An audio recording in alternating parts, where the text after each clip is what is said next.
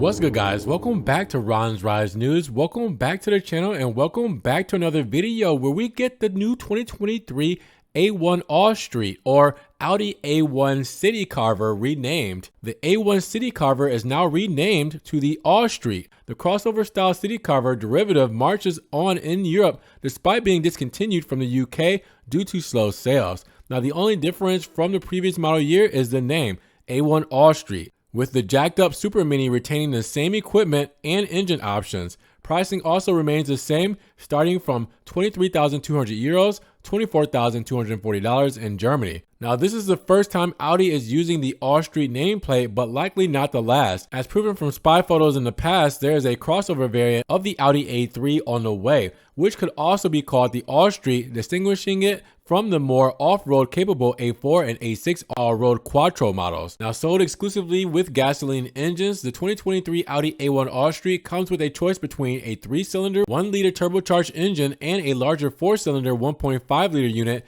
dubbed the 25 TFSI. The base model has to make do with just 95 horsepower, 175 newton meters, 128 pound-feet, and is followed by the 30 TFSI with the same 3-cylinder engine but bumped up to 110 horsepower and 200 newton meters, 147 pound-feet. Then there's the 35 TFSI 4-pot rated at 150 horsepower, 250 newton meters, 184 pound-feet of torque. Now, all three powertrains are matted as standard to a manual gearbox, but the more powerful 3-cylinder configuration and the 4-cylinder mill can be optionally linked to a 7-speed S-tronic automatic. Fun fact, the base A1 Allstreet also has good old 5-speed manual, where areas of the other two come with a 6-speed gearbox. Now, the A1 will be discontinued at the end of this generation. Because of the stricter emissions, regulations are forcing Audi to pull the plug on its smaller car.